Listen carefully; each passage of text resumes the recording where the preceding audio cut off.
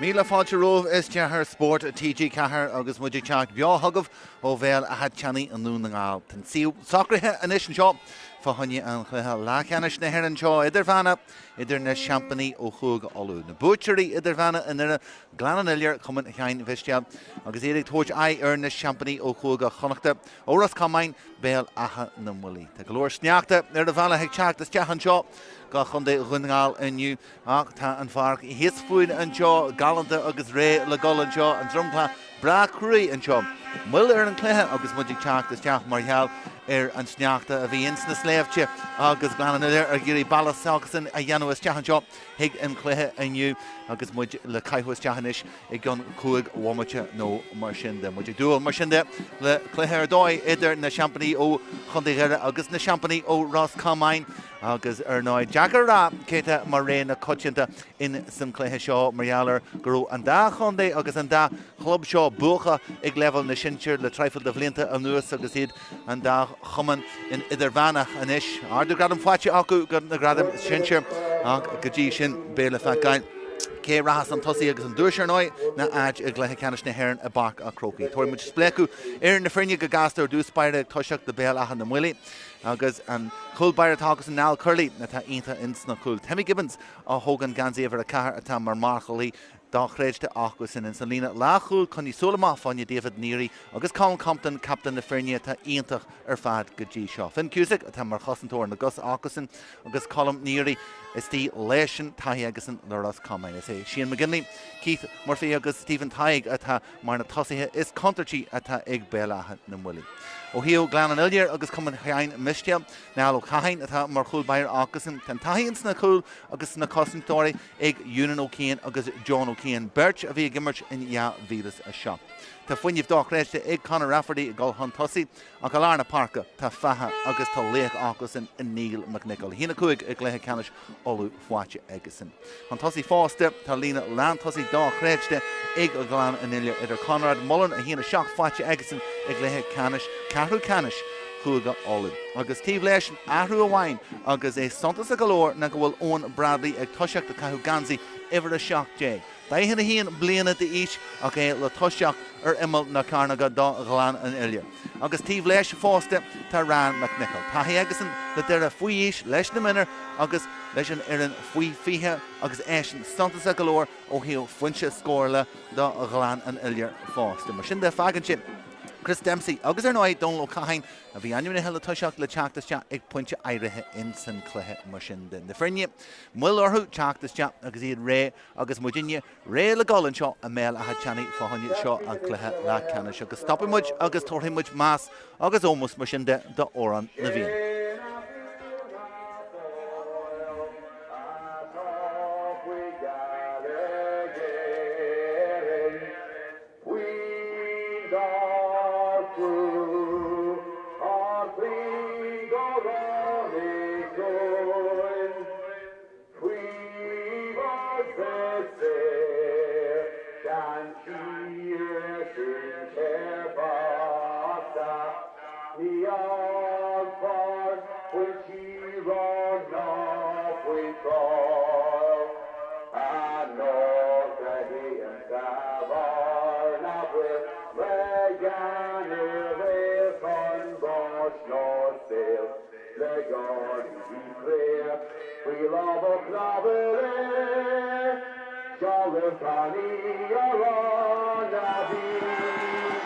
Curtha ar dóid an sin ag John Larkin ón cumann áitiúil agus go bra láidir agus in nané na nólagus léir go raibh sé. Well, ag tuairt éire dá híon agus tá méid deanú go raibh na himróí ag deanú earlaí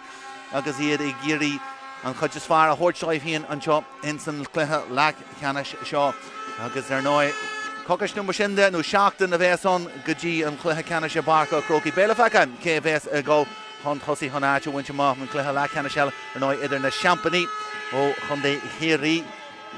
an rialtacht ar náid agus iad ag tuairteáir na seampaní ó Childara agus well simú go leor cé bheits a gáil an tíomh seo den tarnan sin réiteir a bheits ag chuinil súil ar chuirsaí aniu agus a lár baire barí judge ó chumann agus ó chundé chlígí ní ró mór an de churas le deanú agasan hiige seo inniu agus ardile go leor fannacht hart an seo agus I gcéirí am a thuirt do Gleann Iolair an thoras sin dhéanú agus deanú ré maras ceart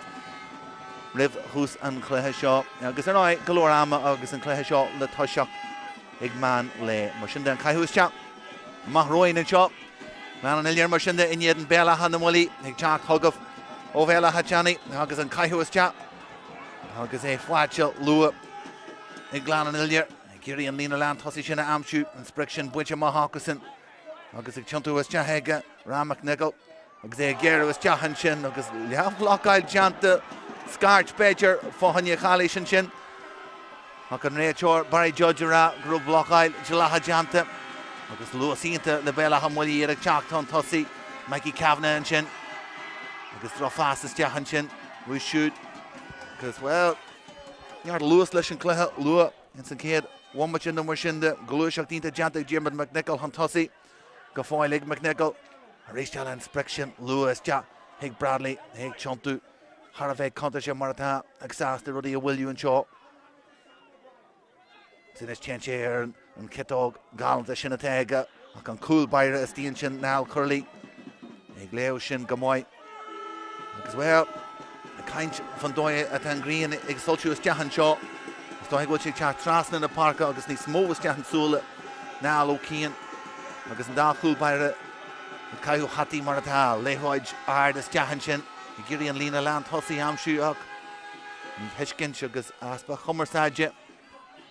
Ferris galore ag cosantóirí Gleann Iolair teachta má sin a Gleann suas agus ní McNichol caiú gansaí iver an ní far taithí agasan le deire agus far Tá Harvey mai Dun Club ní hína cuaig fáilte agasan a Leathcheannais seolú agus réistéile Gleann Iolair ag teacht gcónaí gan chun tosaí agus gcéirí an lína land tosaí ó bhúlú mas féidir de sin is Conrad Mullen si gafan san cóineal an sin a chuir sé deanta ama a drog Chrissy Dempsey Birch mar réna ag a trasna an daithir cuaig an seo póca beg spás an is agus é Once ag Dempsey go fáil G halbú deanta go móid ag cos an tóirí Béal Átha na mBuillí an sin lábh chuthas te rá fásama léite go móid ag dún Lócían agus héad ag scairtú an sin an rial trú an tosaí briste agus an muir a tíh eile bratan áide aige ach an réiteoir sásta legus do cursaí Bradley ag géirí lábh a chur leis ach an cúlbair ag teachta má an sin ná Curly agus an contar galanta ar hiúil an sin Gleann Iolair coming behind Vistja with an tal an sin through Huntossi Bristja Aku and can réiteoir sásta legus do cursaí agus his fuin an seo na muir tíbhlína a kaint fudu sin Brody a goal Idirmheánach gan score B 3-1 with chip in San Cluiche an seo and see how gaunt an seo Béal Átha Thiarnaigh agus an muid de lua in San Séir úr and see how lad the Anna an oi agus na clubna gcéirí Golco fada go cyn scríbe agus cyn catú cumann in scíal Astrí inis go Mikey Kavanagh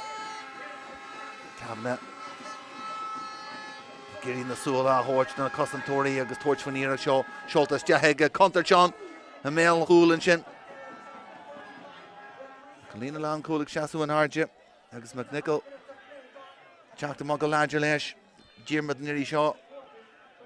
Bíar é bhagu agus sin deanta go mai aige go dún Lócían Lócían ar an ansaíonis gaspa takeíochta an Béar teachtas te go lár na Páirc a ríist Antual Neil McNichol agus fáte ag inis Dinne bhaine sa lína lán tosaí agus sin Skinner Bradley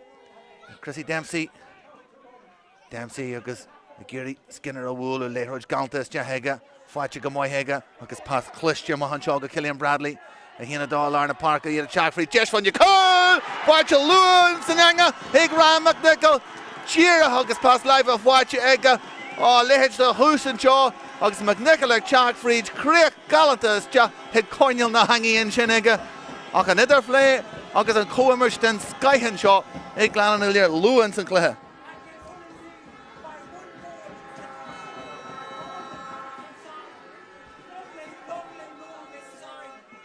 Curtha go lár na Páirc agus é buinte Gleann Iolair ríist iad teachta ríist roirta de imróí glúiseach an tosaí agus mas féidir le chur leis róhad ar dear an réiteoir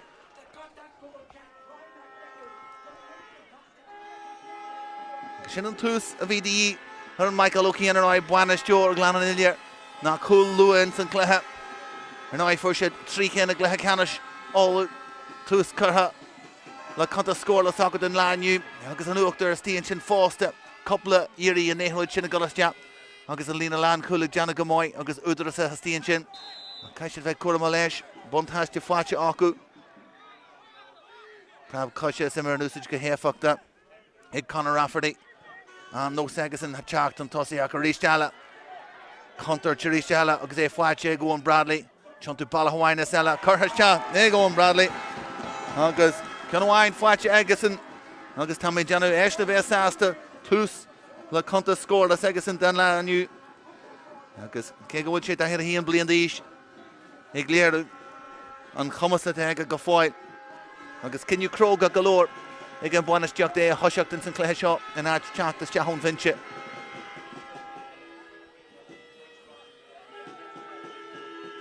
Teanta go mhainn seo ag cos an tóirí Béal Átha na mBuillí Cían Reagan faoihrú. Fan sin cinniu ón réad teoir a scór dí chuig bhmuid sin san céad le ag Béal Átha na mBuillí. Teanta go mhainn seo ag Dylan Ciasaí an ruúthar an tosaí. Shelf curtha go Colin Compton. Giri a gcónaí an spracam siú tíomh stíon sa lína lán tosaí. Má cos an tóir na gas éfachta agus a clúdach an spáis sin do Gleann an Iolair. Teanta go mhainn fin cúsach rochlú mahas a ras go Compton. Gan mór an glúiseach hon tosaí dóibh go fointe seo. David Neary a ríist an nó agus an gol hon tosaí agus shelf umpar hon tosaí curthas te go Kevin Finn a bóca in san Conall an Kedog curthas te heige agus an culbaire na alú caiin ag deanna go maiid faoihrú an seo ó Mikey Kavanagh an cinniu fáte go ón réad teoir Barry Judge agus tá sé déist donna holdras atá in Eichelinn an seo in san mhacht sa Tráchtaire a túsa chuir leis an ceol de Gleann an Iolair agus chuann siad go mór leis an atmosfér an seo agus an cluiche bí Shelf in acu Lárna Páirc Neil McNichol agus tríon spáis ag teacht an tosaí gan íon duine an Eichelinn leis agus é ag Sathairn fríd Lárna Páirc go furas aige ag toirsfuoiníireach ag ráada a dear Barry Judge McNichol bhí barnacht am aige is dóithe ach santas a go leor méid am a bhí ag teacht fríd Lárna Páirc gan íon duine chur lámh leis agus a Gleann stá agus well neadidir go fuinte seo céthe feicú suas Béal thú lámh a chur leis agus gan Gleann stá an irid spáis a bheith ag Lárna Páirc. Béal Átha na mBuillí scór dí híana ag Gleann an Iolair. Kevin Finn sásta go fada le Finn cúsach. Rís gan íon glúiseach tíomhtí sé gurí achúir saolaí anú trasna. Spástar a tíomh eile den farcamas féidir é amsú an Regan ag seaasú an mhaon seo agus sin McGinley sé an spric is dóithe grinnéin sé Gulfríd an lár Kevin Finn Col Hunt Talamh tógaí a ríist Keith Murphy agus tóthair siad faníireach seo ó Ciaran Regan agus Lárnaíonn sé ach teis te ag na láha agus fáilte inis agus curthas te ag McGann Jimon McGann a bhí an ag jeú an níos go an glúiseacht a bhí an ach an iireacht a hanagas te agus McGann a bhí an agus buíoch go raibh siad abalta sinna eiles te hana láha agus cúlaíonnta a bhí dí ar Béal Átha na mBuillí agus fáilte ag go lína lán tosaí ag Jimon McGann agus inis táisiid tosaí agus conta scór le agus an tosaí inis in san cluiche Leathcheannais seo agus scór bhí dí orthu.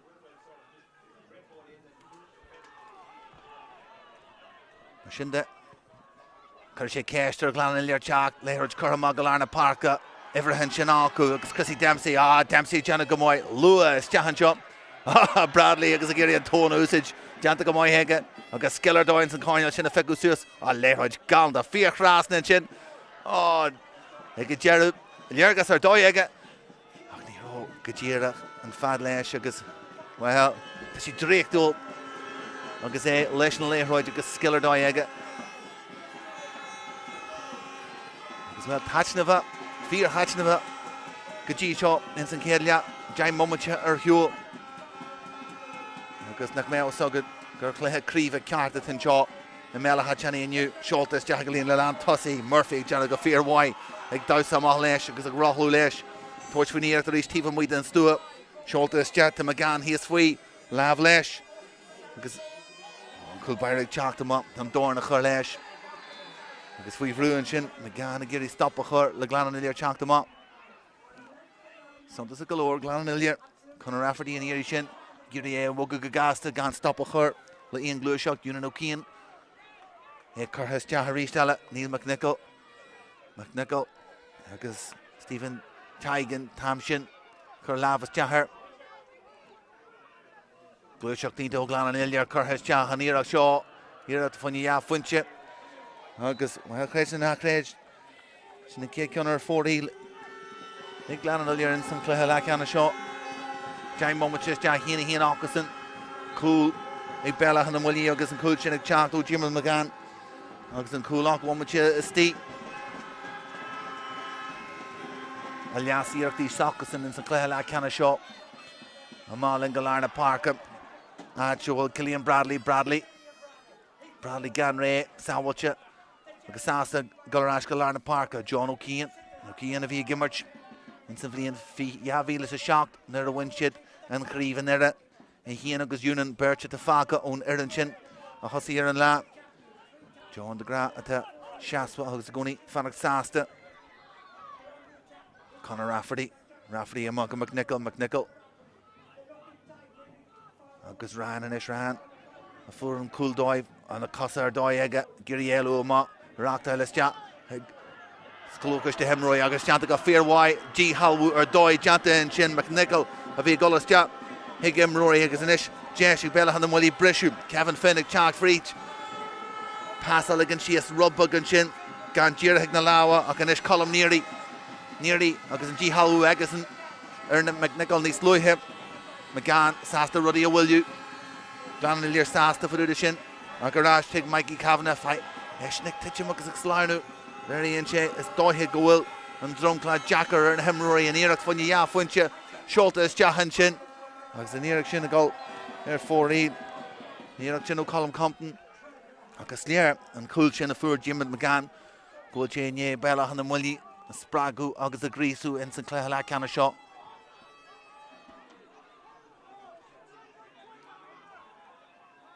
Píse ólais dá chréiste faoin dá ar an seo agus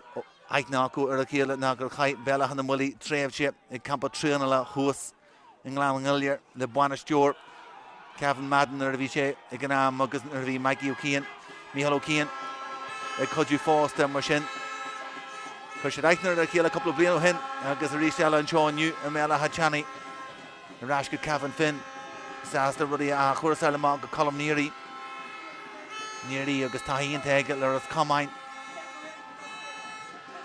tréimh sin is agus caithí Gleann Iolair cosan si dheanú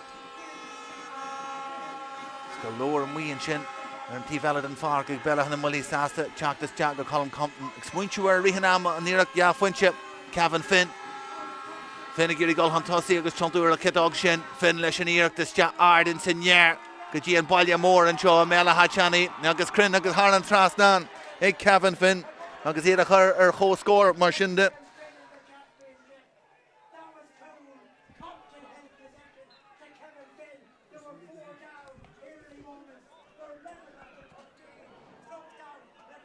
cóscóir mar sinnde 3-1 ag an seo in san céile Niall O'Keane i gréinnig gáil fada a má faoin seasta an seo fáilte go máonn sin a lár na Páirc agus well Bradley géirí gáil an tosaí leis in réiteoir gimpí ar gáil siar agus chun sé muir chuirsaí ligann sé de Béal Átha na mBuillí titmas deach cosan dóna gásatíonn sin acu an tosaí ar an lína lean tosaí sin idir an dálan Conor Rafferty a géirí brisú fríd Bertistí an cosan stianta ag Finn Cusack an íirí sin Bert lár na Páirc agus an obair deanta acu chur stop le Gluiseachtaí Gleann Iolair an tosaí rás rís go lár na Páirc agus iad ardalach galore an spáis sin a calú a scór Owen Bradley Gleann Iolair gáil hiag a tíomh Nes íireacht ébrú maithas a chóineal tamig deanú Conall Mullen sásta a curtha Leanú. Arás go Neil McNichol an ish. Agus Con Compton atá tiitmistea as cór Owen Bradley an seo agus a clúdach an spáis sin. Agus nar dhéanam siad sin Gleann Iolair a háchtú. Agus é tír a Gleann shelf na léithre trasna le Páirc an ish. Gan bogu ar BSD an ish an bogu. Mas féidir é bogu is ja. É Janda go gasta Cluiche. An curtha maith a dro ra McNichol. McNichol Harvey conta seo ach shelf ar east. Glacki is teach an gramu aige. Agus is léir bontáiste ag Béal Átha na mBuillí nar dhéanann siad sin foigna agus an sin an G-Halbú Janta níir seo Keith Murphy agus an ish an Lewis ag Jack Freeze an lár acu. Agus a géirí é bogu go gasta Kieran Regan. Galore spás is tí an tosaí ar ach takeíocht is tí a lár baire. Rinneann sé shelf a Conall. Mullen sé cursaí agus sima galore nar bhí Lewis acu grú siad sásta sin a dhéanú. Agus David níirí é hían agus Sian McGinley cuan go dtí seo a bhí mar léich na Idirmheánach Leathcheannais connachta. Gheobhaidh sé deiste méid teanú mar a bhí ag McGann a géirí brú an tosaí. Sásta shelf a Conall é a thuirt de Kieran Regan is go fáil. An sin cantar Kieran den fáca rúisiad níos luithe. Stephen Tighe agus é aithrí go dtí an tíbhile áitiúil galore spáis. Tosaíodh siad a ríist i géirí Gleann Iolair bheisiú síos. Léthóid Cluiche has deachan seo go Kevin Finn ag tiontú agus ag rothlú. As an éir sin na mBuillí agus ar fórí. Agus an dair na géirí an mil Ciarna dhéanú agus i géirí chéile a bheisiú síos. Agus Jackar sin dhéanú. Tá siad beirt agrithe stíon sin ó hiú cosanste.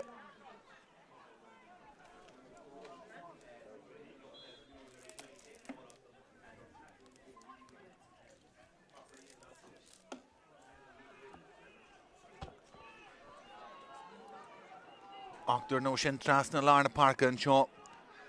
Agus nála cían a géirí an scíhan seo híos fuin a bhúlú. An gríon agus scala was deathraí. Agus an sin Neil McNichol a géirí na láha chuir leis agus é a bhoga go gasta.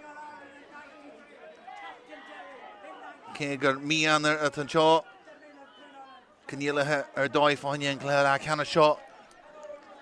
Agus in éisic breisiú fríd Cahal Hassan stop curtha leis. Ag fáte ráist agus Gleann Iolair ar non sí ríist agus é curtha teachan sin ag Cillian Bradley a deanna go móid. Watchad na súil ag tiontúin sin go gasta agus curtha thar trasna han iad a bhogu Culíon a bhain han tosaí seach bhamuid ag in san céad leathan seo. Agus sin an céad scór fuair Gleann Iolair ón cóga bhamuid in san cluiche seo. Agus is léir Béal Átha na mBuillí in é go bhaim ó hiú mó cosanta sácusan shelf fáide Chrissy Dempsey seoltas teach agus a ríist eile Dylan Owens an mBuillí an tosaí. Agus cosantóirí Béal Átha na mBuillí deanna go móid Con Compton tá siad agrithe stíon sin. Tá siad buint na cibhilann si céige sin. Agus le jocu sin a aistrú ar a tíbhile ag scórna. Bé siad bra sásta an ish Maggie Cavanagh tiontú is teach. Cai siad teachtain ish agus Gleann Iolair bheisiú síos Kieran Regan a gcónaí ag tabhairt na súla agus an cumar go siad a géirí tabhairt níoreach deafuinte. Daine dí teacht thar gúil slash cimar dóin sin ó McGinley leis an íireach. Sin mícrin agus ar fóraí agus an tríú ceann ar fóraí. Agus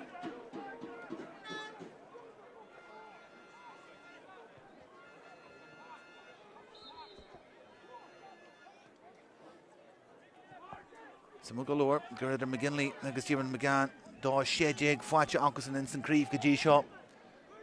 McGinley gan scór go dtí seo. Agus tá méid deanna go mé athhrúir sin de réir a chéile shelf an ish Gleann Iolair lár na Páirca. Neil McNichol sásta ruí a bhfuilú go ráist agus é a thuirt agus gol fríd na lá a ríist. Teacht a ríist ar nonsaí Conor Rafferty gcónaí géirí teacht an tosaí Birchastí sna sala teanta go móid ag Rafferty an ish spás a gas go suas tugaí má ra McNichol shelf caiite aige ag fáte ag Owen Bradley agus é ag tiontú agus a críicnú le sin thar an trasna ar dóin sin ó Bradley a ríist eile agus é ag tiontú aspa spáis ar fad á coga leis sé thar a trasna agus é amach sa telefón cé com móid sa tá sé. Ram McNichol Páirc hanshin. Agus coming the Moyes Erston and Cluiche shot. Mahagad Heavely bunch of Moyes shin agus Slarnu is Jahar column nearly. Neither the hook shin own talu the fanche. Kinyon retro Golarai Kaive Kurma Larna Parka and shin. Okay, Brunta Rash. Agus gone in there. Tomo was chat Rahanrod and Ish. Giri Wagur Rai Chrissy Dempsey. Dempsey Giri Bradley reached. Shoot Bradley this in class Kian on usage agus an corp on usage aga. Agus say Brunta Rash go McNichol ta mar hakiach the Chachto Larna Parka. Sasta Ruddy will you Golarash. Oh Jira Hig Chart Friedgen agus Began Chrissy Dempsey. Dempsey every her filer a T Valadan Fark a Greenish Golgaram McNichol. McNichol Shell of Cunyaga. Then you're a Ginyan Shin. This Conrad Mullen agus egg Lubu Hart and Shin. Oh Cunters and Shin. Now Curly Jana Gamoy. Curly Gamoy Udrasa has the Shin more Hul Byra. Agus couple of years the Gullshin and Shin Gullshahan and Shin Hega. Agus they able to deal Lash. And Leathcheannais and Shaw Fiha Bombachins and Kelia Hien at 3 Gleann and Iolair coming behind Vishtel and Hien Béal Átha and mBuillí Mar Rinshid Nís Luithe Tashid Contra Hunt Tussie Miss Fager Law McGinley Miss Fager Law Keith Murphy and Curragall and Shaw the giant moment in the goal into Kelia Kieran Regan at Tanya Brew Hunt Tussie Kieran Regan Leshanira Crane agus Har and Trasnan on Lena Lachul and Spórt Gospel Suas Fana Honye agus Lanche Leshan Ruher agus a hien of his brass ass to Faduda Shin and ye Irak Marshin a Yano Chach Hunt Tussie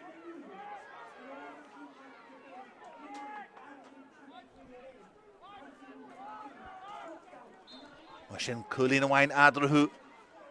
agus a Harvey Santa South Harvey Jazz Tachnava Marco Leathcheannais agus an Green Gafoil Scalo no sorry agus ni Crecha Guru Snack the Uravala Hig Chach Fried for Mana Mavala and Shaw new Keiko Moy is a ta and I'm sure and Shaw Amela Hachani Jimmy McNichol and Weir and Skihan agus Jantica Moy McNallo Kian Honey am shoot agus Shella Faconyo agus it Sass the Gold Freeze Nalincha and Shaw John O'Kean reached and Shannon Dora Brew Huntossi Pakiak Don O'Connor Rafferty Agoni I torch Red all he and agus it get a Brew reached Huntossi John O'Kean get a am sure reached Fwatch and Shaw agus an Ruher and Ish Killian Bradley in it a coyote in the boot that she Buan Jaraga Shell of Cunyaga David nearly Johnny Job or Doy and Chin Hane Alano and agus a Giri stop a her Rhoda to Janta Grace Jana Carter Steens Lena Land Hussie and Ish in Gleann and Iolair agus it Fanach and Isher and Ruher Shin then your BSD Mar Husson to Resha Shin Kieran Regan Sheelam okay Kevin Wine Fagan she's Basak and G Halwu Ernski Han Jantaga Moyaku agus McGinley and Ishigiri Brishu Malesh oh can larger agus Arden Shin McGinley can like Tichimus Jahaga agus Craobh and Shin can lav Ard Hanagas Jahan Shin is Bejiga Fakan with Kid Carta Bui and Sinclair agus Tohin Nakro Gajirach Moranon Barry Judge and Shin agus Eagle Trasna agus Carta Bui Vrunta and Shin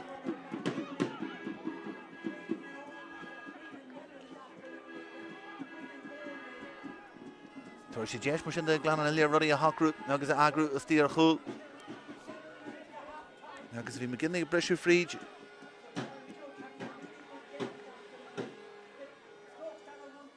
agus ni me kinche an Bui no do a bhí mar an sin Feckenwood and Shaw ar a tíomh seo den Páirc. Go soccer here le Janu agus Sheelam Cousins Béal Átha on.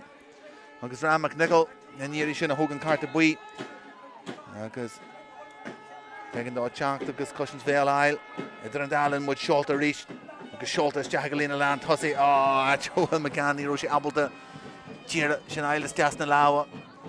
Agus Gubber and sin han stop a chur. The Gleann and Iolair Chach them up. McNichol,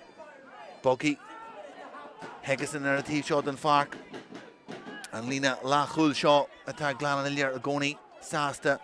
Eompar Huntossi, Chrissy Dempsey reached, is the Taco Law, reached Ella, Sish in the Páirc, the Neil McNichol, Lar Byra, Svedger leis Gullavime ó hí Cursey score le de, Jana sé an defer cosíocht ar dói. Agus iad brú an tosí McNichol ar íist. Neart sela fáte agasan. Inis Conor Rafferty brú an tosí. Ach an lína sin. Agus Kevin Finn an irí sin. Trastan daithir a cuaig Béal Átha na mBuillí Jana go fíor bhaid. Ó híomh fóig na de agus iad a bhalú is tea agus an G halú dhéanú ar ríist eile mar an siad an sin. Agus cé go bhfuil siad colín ar chúl an job deanta acu in san lína le chúl go dtí seo. Agus an sin brisú má colm níirí an irí seo chat fríd na Páirc. An drumclán sin a ligan sias ach an sela fáte ar ríist acu. Curtha an tosaí. Gan past Jerry and sin a ligan sias Piasa Thiarnaigh curtha má an seo go Colin Compton leis hí Rhea Stephen a honne cool ala Berger blockile den sky hen sin Sheil McGinley ag scíú leis an cun sin ach blockile fear wai agus táhacht ag teachtas ar a bhrógan sin hí muid ar fadan sin go raibh an chúl ag teach le cúig bhfuil muid le gá ach lína lán chúl lán a léir ag seaasú an ádan sin an bhlockile ar fadan sin ach gur rís pásig fáscail suas agus Compton ag teacht an tosaí agus tuairtí sé deis eile inis den Béal Átha na mBuillí.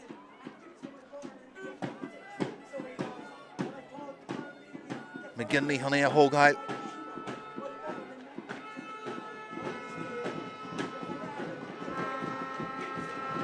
Na holtras ag deanú a theach níl an échar as den iarach seo.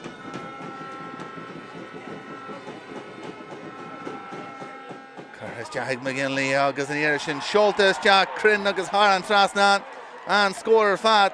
ón daithir a cuaigin sin. Iarach blockile sé díire ar an lína bhuaig couple of bombachú hen ach fragríonn sé sin le daithir a cuaig galanta thar an trasnán. Agus créidir na créidir céad scóir segasan in san Cluiche Leathcheannais seo. Híana trí mar sin de ag Béal Átha na mBuillí.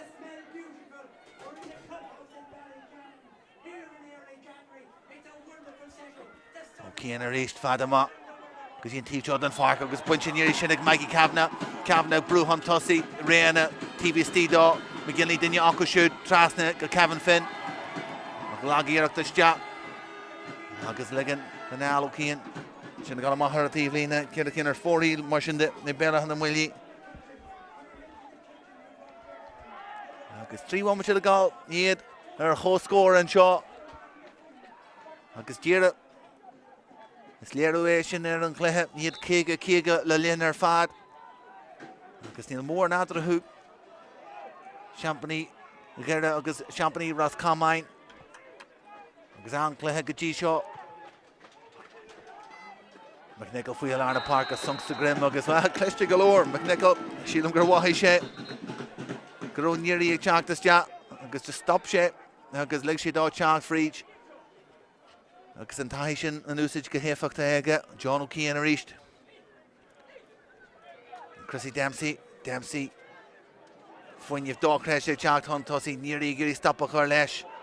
McNichol agus ag tiontú bailháinas eile bhfuil cineál aige an seo críochnú tiontaí sé ar an deasóg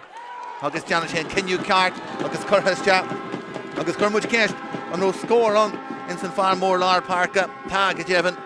agus sin curtha thar an trasna aige agus bogann sé mar sin de Gleann an Iolair cholín an tosaí. Hanna sé ó McNichol a Iolair na Páirc an kick sír sin a bhain sé dá híon agus lean sé leis an takeíocht ó Dempsey a ríthe ama agus mar sin de bombate go leith le gáil Neal Curley duine ar rinne Iolair na Páirc tá méid deanú sé ag Colin Compton agus na láha is deas a grimman sin na híon a gimpí ar an réiteoir na cruáil gaharbí as casan deanta John O'Keefe ní bheith mór an dám bhreise an seo i Béal Átha Thiarnaigh ní raibh mór an stop leis an cluiche seo bommate amháin a bheith son ag dearú an céad leatha an seo bommate na mar sin an féidir le Gleann an Iolair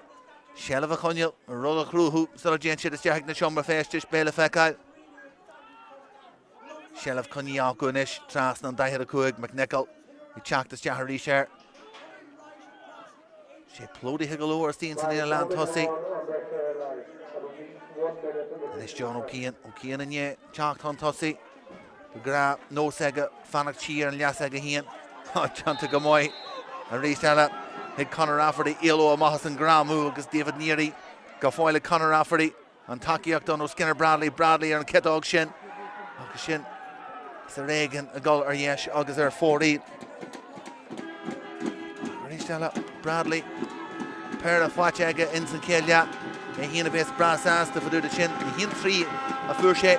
ar an hana sé ar a facht ón bhain sé dá créiste ag Leathcheannais seolú agus idir é híon Ran agus Neil McNichol a trí a deag fáte acu ar an lá sin má go lárna Páirc a ríist agus buint sin ag Kevin Finn Bogu is tíon san lína lán tosaí dearta go maithíonn sin ag McGann honna é a bhaint chun tosaí agus an sealamh tugaí de Murphy a caiilte go dear a fáte ráist acu é gáil ó gunne go duine an seánis agus ag popáil amach an seo deis beis tugaí go galanta an sin ag Béal Átha na mBuillí tugaí amach a McGann leis an dorn McGann leis an scór McGann honna ar a chur ar scór a ríist agus cool agus conna bhain fáte aige in san céad leathar fad a bheith sé ag bobbalaí hart is tíon sin ag Prabú is tíon sin a Gleann Béal Átha na mBuillí ag teacht agus Athar ar an léithróid agus iad sin a fuair an scór dearna sin McGann ar nói a fuair an scór honna ar a chur ar chó scór an seo in san cluiche Leathcheannais seo agus Barry Judge Sasta an adog a héadú an seo ag dearú an céad leatha i Béal Átha Thiarnaigh a híana cethir ag an dá hiú an seo in san cluiche Leathcheannais seo agus é ionta taitneamh ar fad agus an Gleann ag scalú an nuas aráin agus na Cluiche a hana go rinán defer an Cluiche a fuór Diarmaid McGann hart fa cúig womatí agus te in san céile in é an tús ionta a bhí ag Ryan McNichol agus Cool Segasin iad gob de réir a chéile in san céile agus é céige agus sin martá ar chláir an scór an seo tugaí muid brisú an seo dá leathama an seo a Gleann an Iolair le híana cethir agus Béal Átha na mBuillí le chéan a cethir chomáid bimidir sin éon brisú leis an darna leat.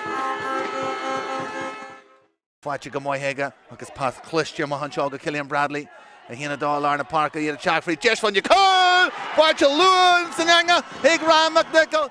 Contar Therese eile agus é fáte go an Bradley Chantú balla haáinna eile curtha te go an Bradley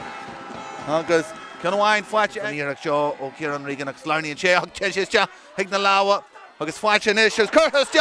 ag McGann Diarmaid McGann a bhí anna go dearú a citóg sin fin leis an iarachtas te ardin san near go dtí an baile mór an seo Béal Átha Thiarnaigh agus crinn agus hÁireann Trasnan ag Kevin Finn agus iad a chuis ag fáte ráist agus Gleann Iolair ar non sí a ríist agus é curtha teachan sin ag Cillian Bradley i deanna go móid ag Rafferty inis spás a gas go suas tugaí amach a Ryan McNichol sealamh caiilte aige ag fáte ag Owen Bradley agus é ag Chontú agus a críichnú lei sin in san céad leat ó Ciaran Regan a taine brúhan tosaí Ciaran Regan leis an iarach crinn agus hÁireann Trasnan ón lína lachúil amach an seo go Colin Compton leis híon Rea Stephen a honne cool eile Berger blockad den skyhin sin Sheil McGinley ag scíú leis an con sin Curthas ag McGinley agus an iarach sin Seoltas crinn agus hÁireann Trasnan an scóir fad agus ag Chantú balla haáinna eile bhfuil a citóg aige an seo críichnú Chantú sé ar an jaasóg agus deanna sé an cinniú cart agus curthas agus chumúid céis éis beis tugaí go galanta an sin ag Béal Átha na mBuillí tugaí amach a McGann leis an dorn McGann leis an scór McGann honna ar a chur ar scór a ríist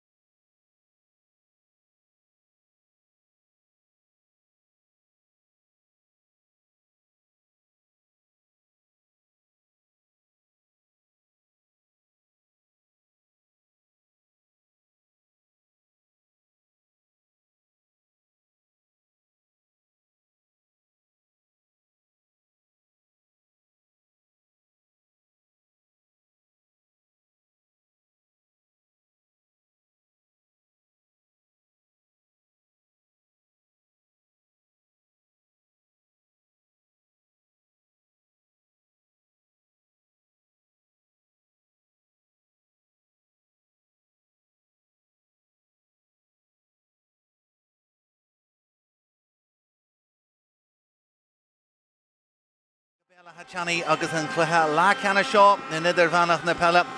Idir na Champaní ó Chundaí Gheire, Gleann Iolair agus na Champaní ó Ross Cámáin, Béal Átha na mBuillí. Iad ar chóscóir an golamte ag na siomra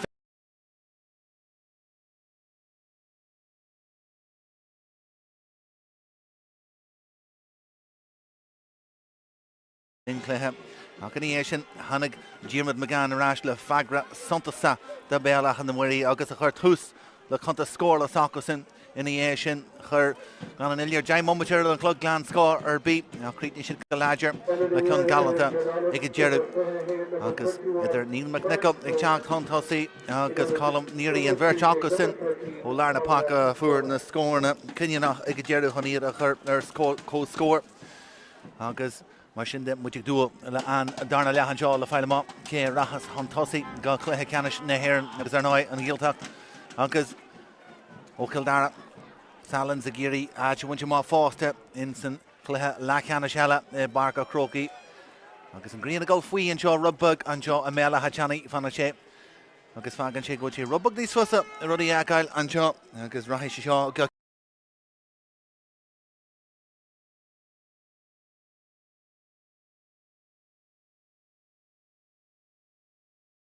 gríonna go faoi an fuacht ag Hitchman seo faoin rá fuinte agus muidig teachtas teach an balla seo níor chuir sé astam locht takeíochta agus locht fécanna ínta atá bailíos teach an seo aniu go Béal Átha Deis lu ag dúnan bailin teacht ar nonsaí athrú amháin agus fergal clósastí ag toiseach danis in san darna lean caiithú gansaí a bhar fithe hían Rothlú is teach go lár baire close a Gerda is teach close a Giri Golar an Kitó curtha teach aige agus Harn Trasnan agus scór fáilte ag fergal close tíre an Tiarnaigh a bhí Seanaidh Giri a dhéanamh ar an chuirsaí ó hana sé teach ón bhainte mar rinse le linn críomholaú ag teachtas teach agus a gimar Tiarnaigh ar chuirsaí bommate tíre ón chaiithú is teach má go lár na Páirc an sin tú an Colin com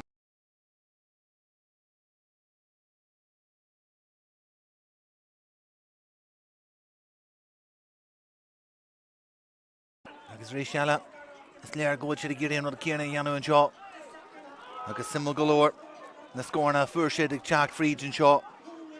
Cluiche Ceannais a ggéirle scóráil siad a 2-6 ard scórna ar fad Chrissy Dempsey agus ag lúbú hard Dempsey a bhí ionta in san céad leat brúhan tosaí á pás Cluiche as teach Hán ra McNichol a skillú McNichol ar éis ag teach fríd an darna chúl fuaite aige díire a ríist tús an darna leatha mar a rinse in san céad leat an fásar fadú Dempsey léargas den skyhan sin agus ra McNichol tíirehann san áit céarnas a chrídní sé in san céad leat chur is teach thu cúil na hangíonn sin den darna chúl sagas sin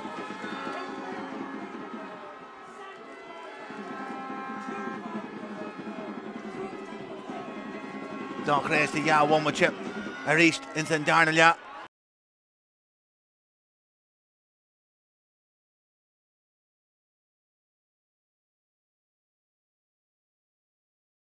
ach Dempsey a gumpar na léthróide chun tosaí hanama daoine istí chun tosaí ar na éirí sin Cillian Bradley agus slárnú ag Shelf Conní aige agus é golar an rúthar leis sían agus a géirí a ríist eile McNichol a scílú síl McNichol ó chuir teach tríú cúil fáilte na láha istí an sin na méla chúil brad glas ardaí istí an sin agus dó chréiste ja chúil tíbhtí a ja wommate fáilte ag Gleann an Iolair an léthróid curtha teach ó bhró Graham McNichol an sin agus na láha láidir an sin ó tréla Bradley a chríicní an íar sin is teach a chúil trí chuig an is fáilte ag Gleann an Iolair agus ja chúil agus cúlín fáilte tíbhtí de trí wommate in san darna leat an is caithí Béal Átha na mBuillí teach ar éis eile agus freagra tíre a thuirt agus sé Gleann an Iolair tá gaiitilt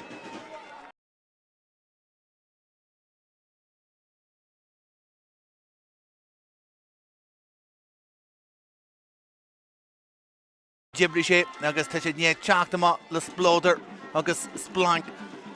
agus an ja chúil sin tíbhtí a ja wommate na ardaíonn an dúchleán an is agus an slí ó tal drapú an is ag Béal Átha na mBuillí ach tá sé brathbalta fanna honne cifnig í siar go raibh siad gobar gob le Mike Holland ag riomh connachta couple of bliana ó hen agus is réigen gur chaid siad an cluiche sin ach dúchlan níos móla Sarawak inis is Teach Gleann fin Cusick Tucky mahan sin ar ambulance tú iirecht jafuin sé fanne cabin fin ach lag iirecht atá sin sé mahan agus ar fórí agus sé smuintú is léir na hiirtaí fanne jafuin sé ach cai siad inis Shane McGinley a chur agáil Keith Murphy Jeremy McGann a ríist mar rin sin san céile tá ahrú na teachtas teap ar a Páirc caithal lábhan ag teachtas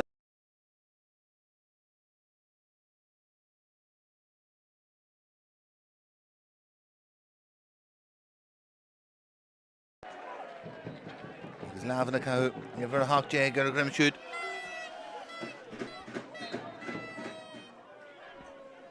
agus Gleann an ile bras hastal le cuasaí chun Gerard Jamagiún Boyle faoi bhrúin sin okay, Buggy go mai acu ón Conall Cluiche ínta a dríonn sin an Jeremy McNichol a sciú siar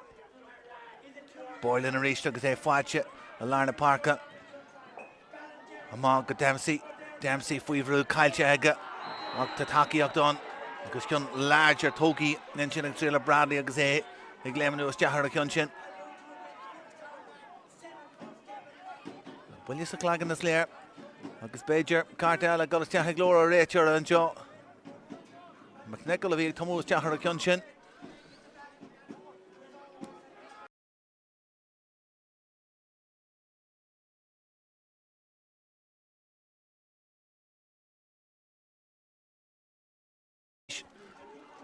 Chrissy Dempsey deanta go fíor bhaid aige tá sínta brúhan tosaí níor stop siad a linn an cluiche ar fad Pass no way catch on toss the Cabe Road that she allow Ram McNichol agus McNichol a reach. Well, McNichol and he chat him up on the Shumra face dish than Darnell Yahan Shaw. Agus é trí hinne an seo in san Darnell ya. Conall Athar an Tráchtaire ya chúl agus cúlín a bhain fáilte san umlan in san cluiche seo.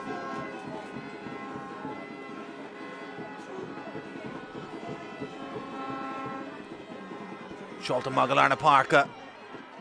Bristian sin agus na Craobh got tógaí an sin ag Béal Átha na mBuillí tá scódaí ar thu sé bhhaimite in sin san Darnell ya. An mí ar an scíhan an seo na tá McGinley ag géirí a ríist iirecht deafuinte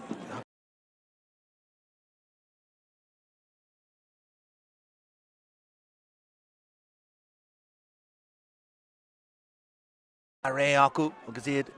ag géirí an léithreoid jumper má McNichol duine acu siúd the Ianta Gumper na Leathcheannais Hantosi, Martha Dempsey, Rata Ibre, the Gapel Janta Egerson in St. Cluiche. Gan Harrison Jin Newland Boyle, Lucas, Tarrant and Ganzi, Ruella Lejanet, Nick Béal Átha na mBuillí for Fiha Kuig, Thomas Corcoran and Teachtas chap,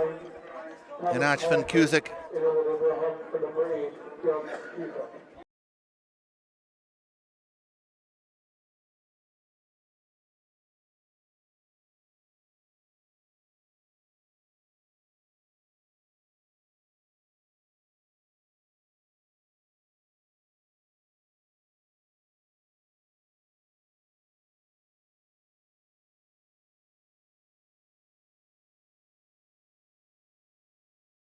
Barry Judge agus galore.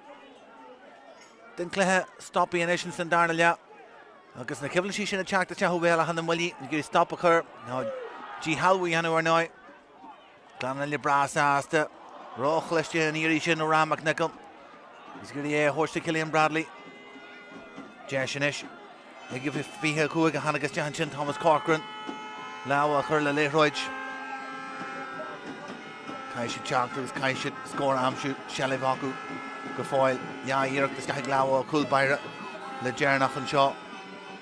Seanaidh buggy trasnan stú acu. Thomas Tighe agus é.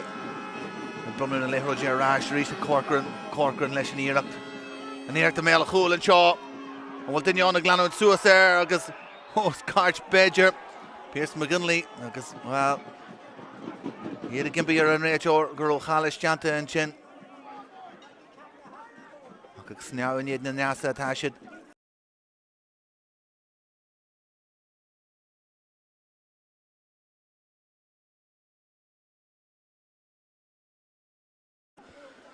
Well, the fee dó bomb le Gleann to Cluiche seo, agus bhfuil rollú le rá gohfuil áit slán ag Gleann Iolair cumann cheann fiste ag Leathcheannais na hÉireann.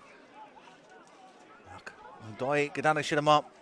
in san Thiarnaigh agus iad údarsa in san Cluiche seo ar fad tá si Jackar rá agus Jackar bailithe eile arás do Béal Átha na mBuillí ag go funse seo.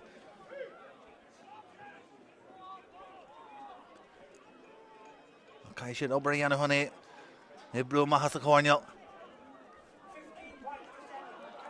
Sin de galóir le deanú ag Béal Átha na mBuillí ach an imimeir fad ag Gleann Iolair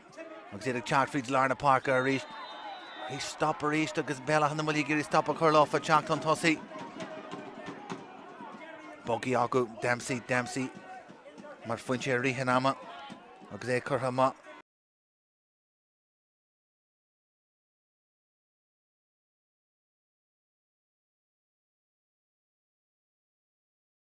Seo McNichol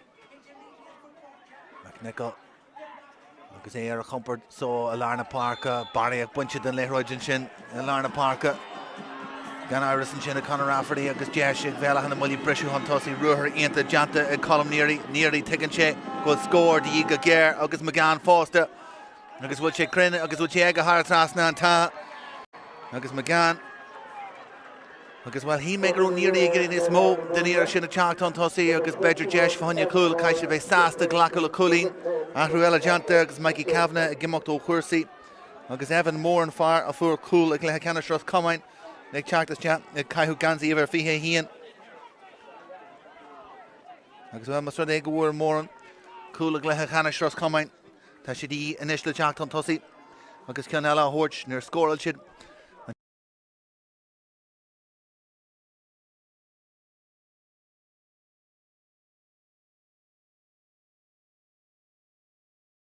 ag Gleann Iolair Iolair na Páirc sásta go raibh go gasta leis. Dún Béile agus ag teanta go fíorhhaid ag teacht an tosaí. Agus cai Keith Murphy bheith cuair amach an seo sin aine mar réiteúir a hana fian. Agus Calais eile tá ag deanú beidir go mé siad sínte agus Murphy go 4 agus sa mugalúir fuair sé híana trí ag Leathcheannais ros cumáin. Scór bí go dtí seo an san Cluiche Leathcheannais seo. Agus déir ar a chéile mas féidir le Gleann Iolair an clár scór a chuine le tiontú an seo an íar sin ó Owen Bradley. Cuma beidir tarsa ar Bradley ag dtína cíanú tá si daithir híon bliana díis an Calais láidir sin ag teachtas teanhuaí Béal Átha na mBuillí gurí a ríiste eile teach le fuinne fríos Iolair na Páirc ó leithróid ganta is teach iad ag tiontú.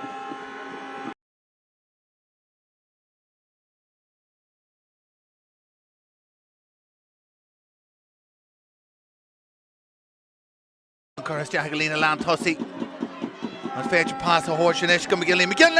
agus críochínta hiag siad mBuillí is deach an neanga díire a bhí dí hiag Béal Átha na mBuillí coolar a dói ó mBuillí an pás tugaí ag a lanse leis an ruthar críochnaigh go slachtar aige agus inis beidir go bhfuil splank dóthais hiag féidir cumáin teachtas teach 3-6 ag Gleann Iolair dó chuig inis ag Béal Átha na mBuillí céist inis an dóthaí sin dóchas agus momentum dóibh in san Cluiche Leathcheannais seo a críoch aonta curtha is deach an neanga an sin ag Sean McGinley agus inis tá Cluiche agin le ach momatí ag le gálanis in san Thiarnaigh seo a Béal Átha Teannaigh ach an seileh buinte agus fáte ag Cillian Bradley ag Gleann leis an ruthar ag gurí seileh eile ráist fáte a ráist aige for as té an óma agus ag caiithú bút a sí mar sin.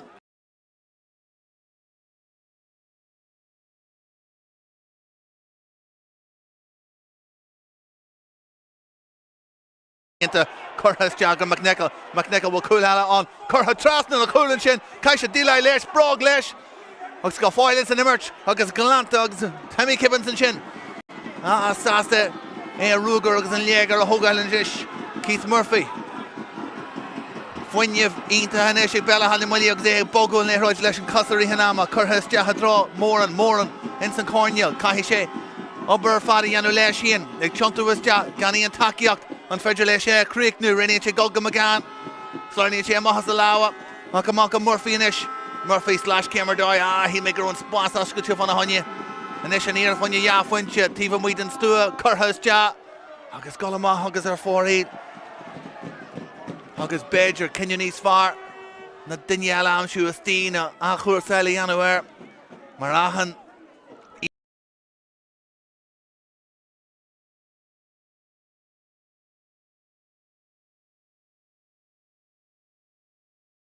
Gleann Iolair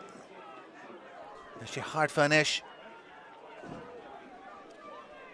8-1 Joe scóil siad go Thiarnaigh seolta má go lárna Páirce agus rísteala a Dylan Casey an sin Tháinig Gleann suas dealta go maiid agus Cluiche Tháinig a chuiristeach go Colm Níorí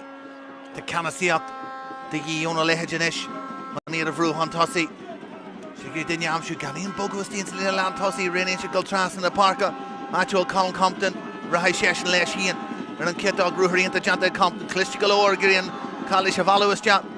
Cluiche deanta go fíor Cluiche an sin Colin Compton waithí sé an lábhah teachtas deach Huntaí sé deach chud tosaí ar an cosantóir agus bhíos aige go raibh sé ag teach do réir chéile bhí sé Tráchtaire má as deisne agus teann sé seo mas féidir é chrit nó thar an trasnán srí fointe a chur idir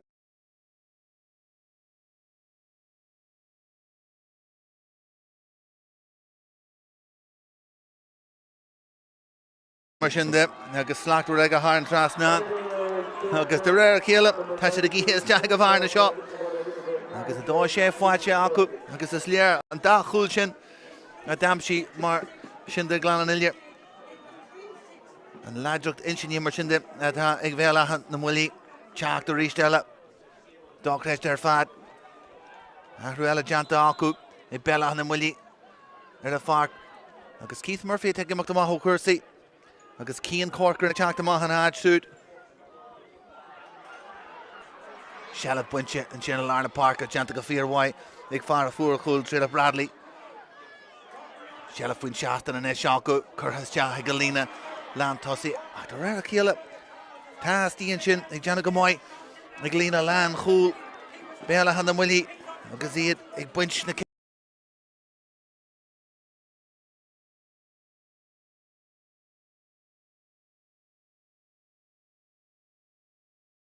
McGinley fear a fuair an chúil thar bheith táhaachta sin go Corcoran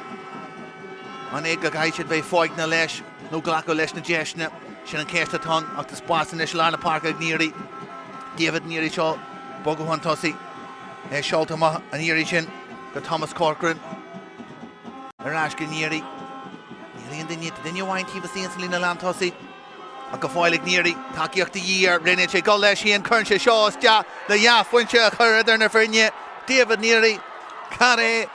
mar glúiseach an tosaí leis híon ag sodar leis go íon duine ag taco leis agus sin crictíthe thar an trasnán agus siarí dóchréid sin is in mBuillí Ross Comáin le trifle de bhomodí nuas agus an bharna is lú sé sin fuinte in san chluicheanú amsúr a seo idir na frinne scór amháin mar sin de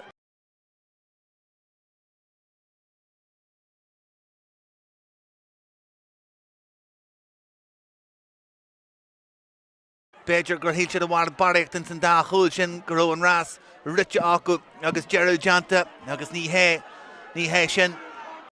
an teachtarach a bhí ag mBuillí Ross Comáin seoltas deach agus a gurí rísteala Bradley amsú tíon sin hacha rísteala ag teachtán tosaí Timmy Gibbons agus an coscurtha leis an job deanta ag go dtí seo an darna lethar Bradley McGinley a ríiste gurí na súla Hort de McNichol rinne sé golas teach go lárna Páirce Actual Kieran Regan faoi bhrú an sin O'Connor Rafferty deanta go maiid ag Gleann ar Huel Stephen Haig stop is ruúiríonnta deanta sa lína lean tosaí an tigé a winch McGann ag teach McGann duine ar gine McGann rinne sé a Hort amach an seo do mór an ag titim an sealamh agus an ddíhalhúd deanta an sin agus Gleann Iolair ar a J Jerry an sin ahas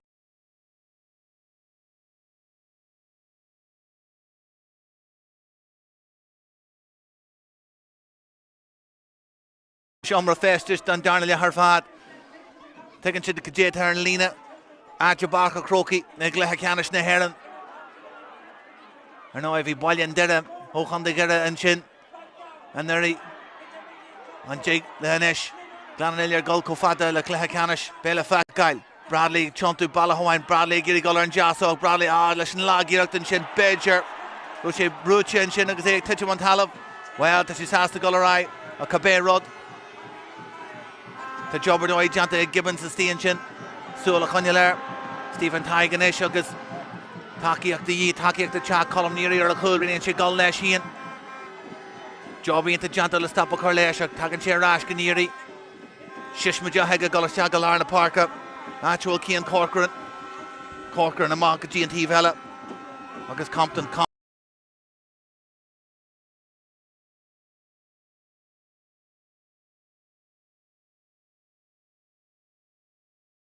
rud eile a chrúthú an seo ach tugann sé deis inis de Gleann an Iolair teacht agus Gian cosan sé dhéanú cai siad bheith fóigna agus a guríonn duine ceart amsú an é McGann an duine sin McGann cai sé bheith curmá leis na céimeanna Compton a gá leis híon éis eile agus an ceann sin na teachtas te ach go fáileann san imirt tuití sé go láidir is te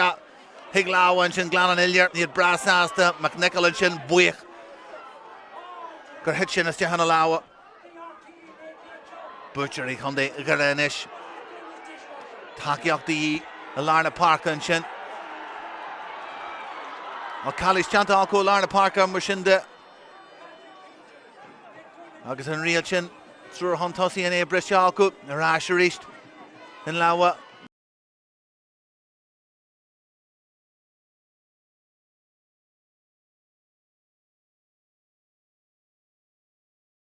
Leathcheannais ré hí swúin an seo a Gleann an Iolair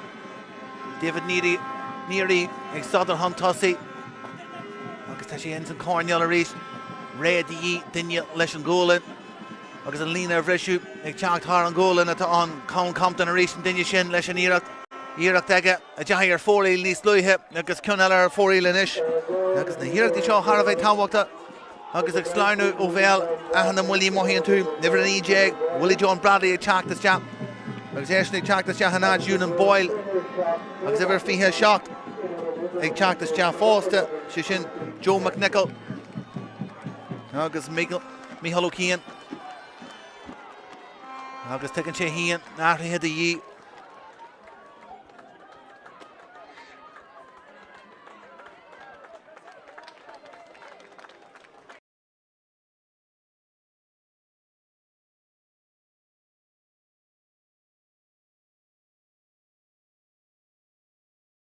agus santas a galóir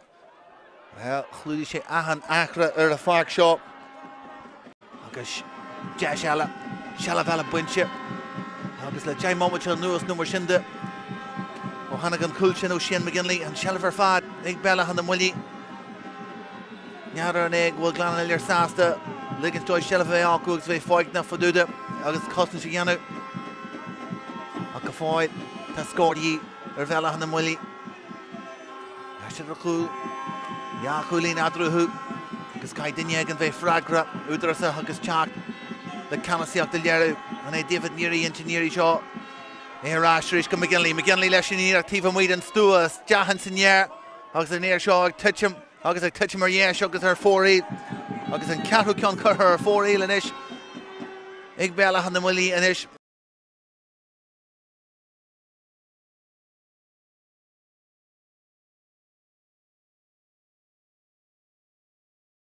Fuinne bh go leacann sé agus a suúann sé amach nuair a hen na hiireachta sin ar fóraíl bhfuil sé iontu agus thu sneire iontu le leanúint leis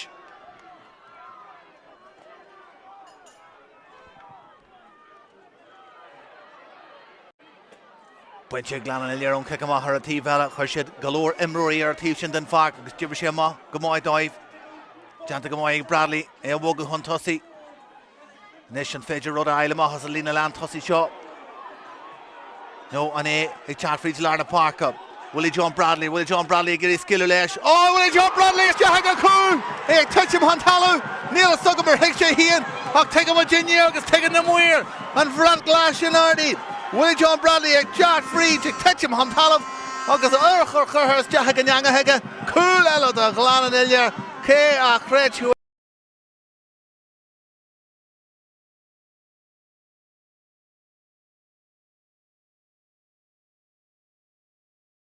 Jahe Conra, Béal Átha mBuillí, Béal Átha, mar tá Shelvan is and Colin Compton a reist. Far nar stop nar yell Linen Cluiche or bad agus either Tráchtaire reist.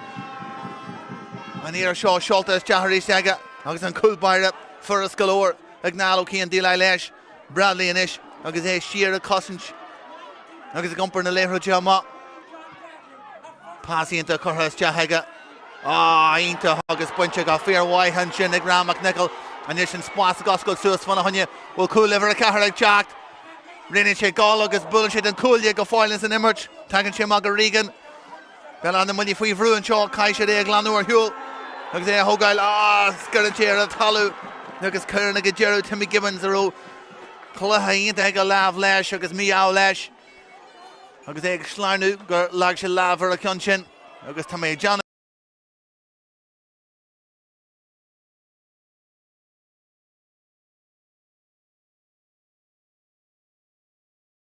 It's Federa for course Isha, Daihan Blian at Ish, Hosichain Cluiche Shaw. Ya Hulin. Insan Kelia. Kuhn and Gumpers the Shin and St. Darla, Gaji Shaw, Schultes Jahega. Agus Dockrede. And Kunchin a goal or 4 eel and Kirkun or 4 eel. Gleann and Iolair and St. Darla her fad. Near score should own Shehu Womacha than Cluiche Shaw. Kunchin Willie John Bradley Agus and Cool Dockrede Shin Furshe. A Curry at the Ristella Gleann Hunt Hussey. Agus Idirmheánach Teach Ristella. Béal Átha mBuillí Giri Coola Amshu Masfedger. Go foil Shelvik Stephen Tig agus Ashtray Rash. After Páirc Emery Steen Shin Larna Parka. And Ishrin and Corcoran Goal agus Idirmheánach Shaw. Curtha Sja. Kian Corcoran agus Creedney Hara Trasna Nega. Well near Chai.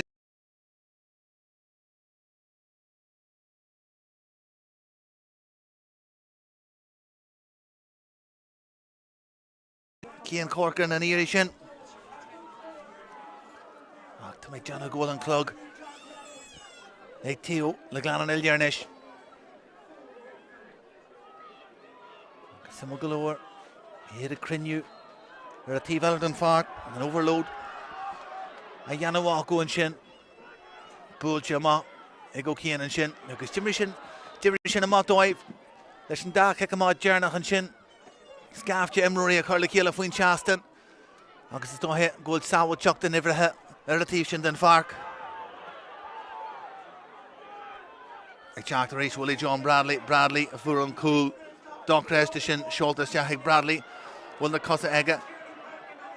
Agus Giri Wench, Chanta got fair wire Steen Shin and Gibbons. And Eagle of Heim go more Ermins and Cluiche Shaw Fad.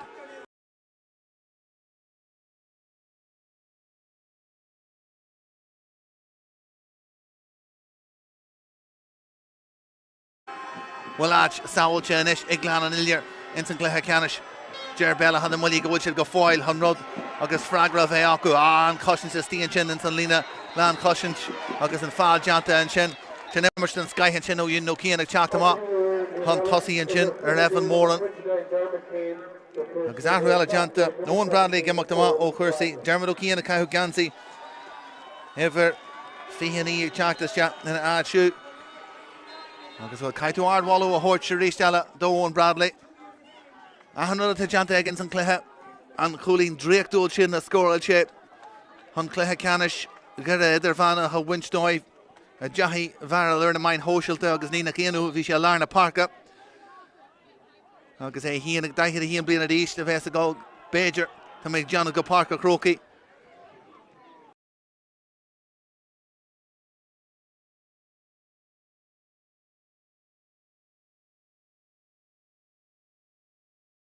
Parka, natural Cahalavin.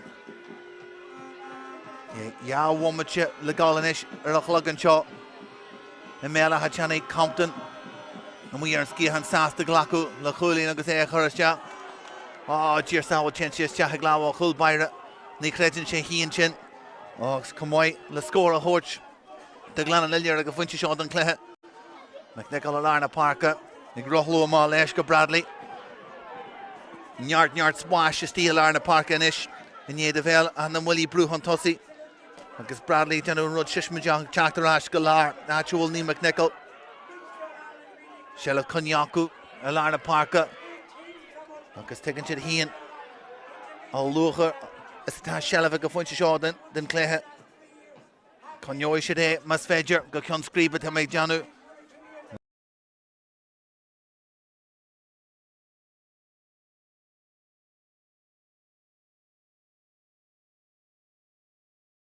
Agus ceann first inis fáilte ag Gleann an Iolair. Agus an réiteoir Barry Judge ag towards Seanaidh dóibh. Anna dí eile ag Tráchtaire a fácht a bheile hana mBuillí over a híon déag. Kevin Finnick teacht is teap. Agus a ráis. Agus Stephen Tighe ag imeacht amach ó cuasaí.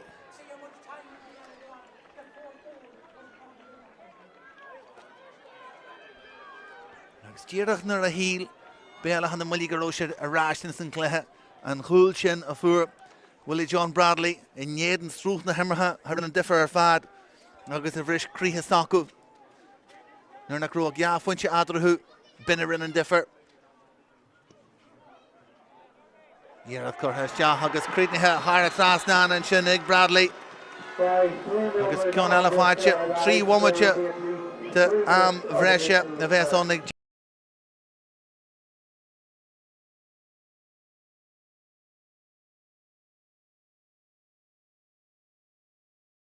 Henis de Páirc Craobh agus nach meisi go hínta na holtra Zacail na ardainní ógain nar an láisin. Dylan Casey faoi bhrú. Buinte acu ag dearú agus cic siar fáilte agus an rúthar an tosaí aige go lear na Páirc Áitiúil. Ciarán Regan teacht amá leis. Cuir siad seo is teag go him na carnaga sin tá deanta. Ach tá cosan dúir na gasastíon sin agus sábhailte. Séile Bradley far ala fuair an cúlach brumta a ráist. Go colm níorí a géirí an anga chur a ceáil. Níorí leis an iirecht agus an sábhail an sin ag neall ó cían. Ó an iirecht a teacht is teachan sin ó níorí agus tuis go fáilig tríd fan na haine agus an cális deanta agus an cinniú a gáil le Gleann an Iolair. Ach níorí agus hubar gur bhfuil sé an angach leis an iirecht sin. Agus GFS de mar rud go deithe sé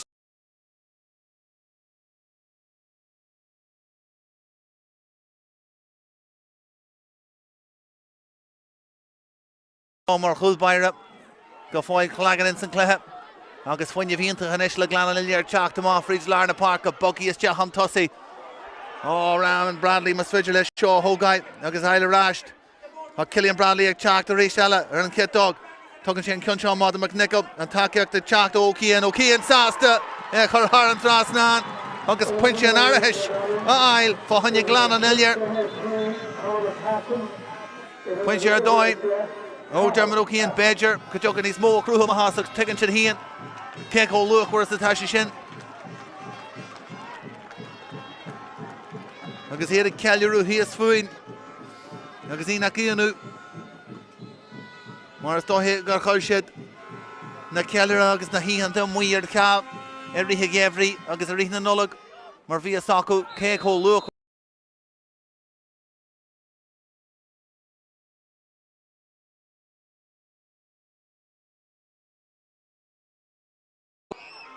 Agus muitir Béal Átha na mBuillí go fáil. Ag creidint go dig rud eile maithas. Sealamh acu inis agus díomh níorí ar tíomh eile. Martfan í na 5 méadar curtha isteach ard. Go bhfuil na carnaga an gáil sin agus capad den scaithestíon sin. Agus ag teacht amach a rís leis in am an ghathúir sinna tá dí agus John O'Keefe a stíon sin. Ag léirú canasíocht díonta agus go fáil ag tréabú a raigh seo sealamh fáilte aige agus conníon is lear na Páirc comhaimirt den scaithe a Gleann an Iolair agus takeíocht díonta ag teacht bhar am Neil McNichol fríd lear na Páirc. Glúiseach den scaith churtha isteach sin go Cillian Bradley. Ó an cúga cúil fáilte aige tíor sábhail ag teart fríd glúiseach a doch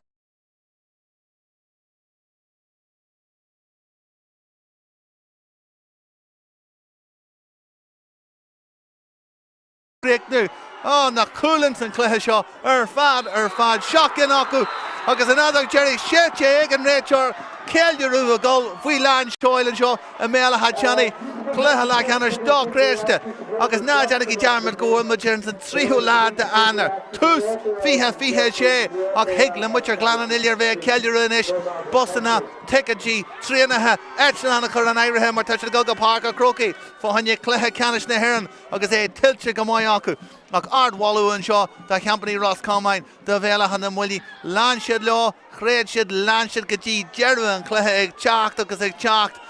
agus ardhwalú tiltte acu higlof a gol na bhalla le críthe lán mar Iolair an teaspas a thug siad an seo inniu ach an lá agus an Cluiche le seampaí chundaigire agus le seampaí chuaigh olú Gleann Iolair chum an cheann bhisteal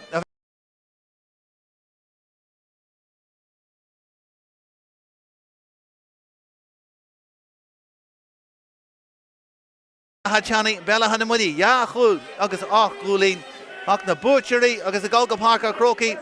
fáinne Cluiche Leathcheannais Idirmheánach na hÉireann na Gleann Iolair cúl agus ach gúlín fáilte agus in san omlan. Muoinar fad an seo a bhí Béal Átha me híon nevan agus sinna a bhí sáhála a bord larga a cibhadar a Cluiche seo go dtí an céadú eile slán go fáil.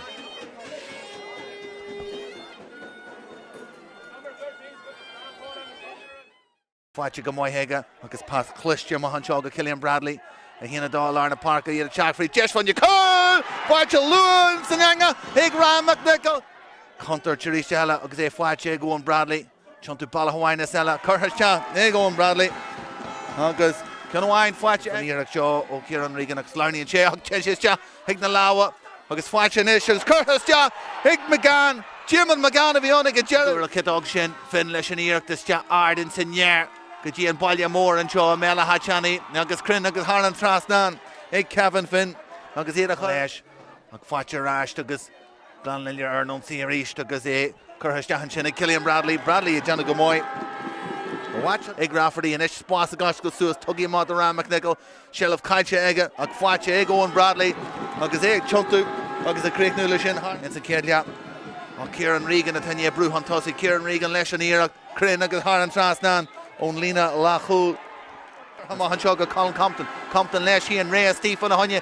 cool eile Berger blockid den skyhin sin Sian McGinley ag scíú leis an cunsin